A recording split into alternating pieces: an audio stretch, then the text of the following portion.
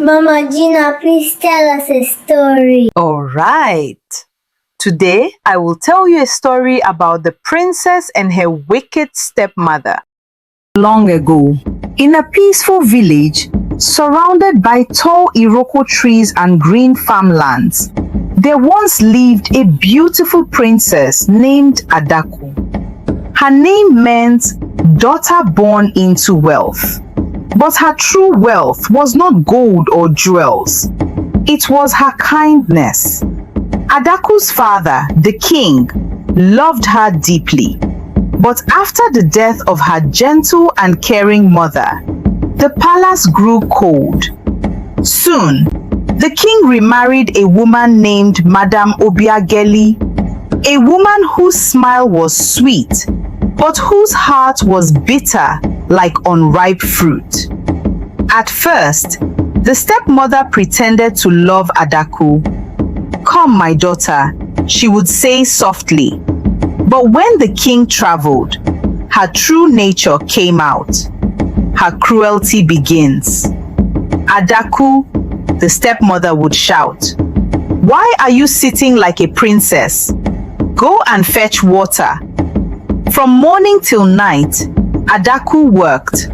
She swept the palace grounds, fetched water from the distant river, cooked meals, and even slept on the kitchen bench. Yet, Adaku never complained. One day, after a long and tiring task, Adaku went deep into the forest to fetch firewood. The sun was setting, and shadows danced like spirits. As she rested beneath a great baobab tree, she began to cry softly. "Oh, mother, if only you were here." Suddenly, a gentle voice whispered, "Why do you cry, child of light?"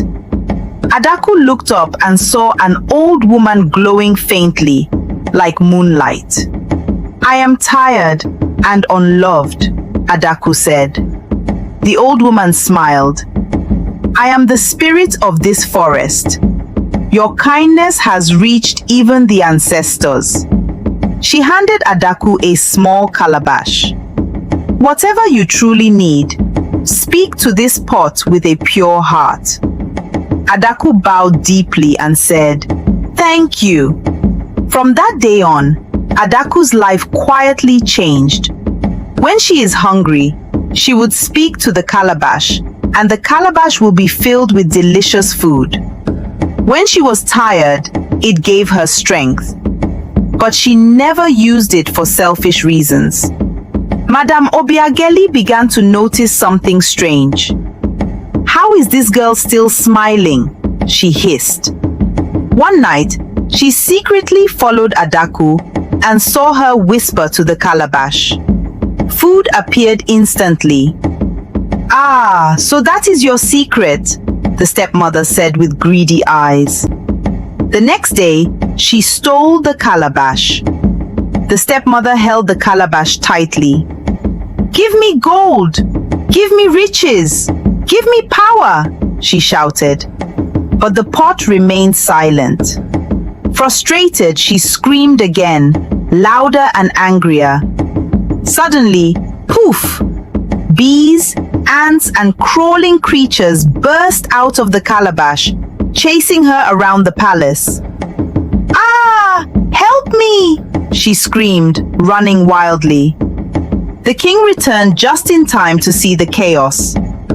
"What is happening here?" he demanded. Adaku stepped forward, trembling but honest. She told him everything: the suffering, the cruelty, and the magical calabash. The king's face grew dark with anger. "How could you treat my daughter this way?" he thundered at the stepmother. Madame Obiageli was ashamed. The king sent the wicked stepmother away from the palace forever. He turned to Adaku, his eyes filled with regret.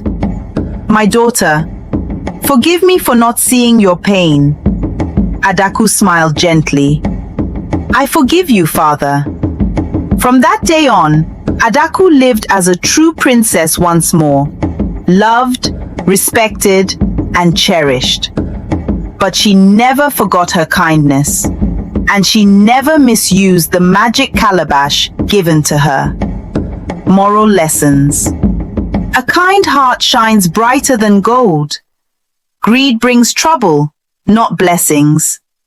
And no matter how dark the night becomes, goodness will always find the light.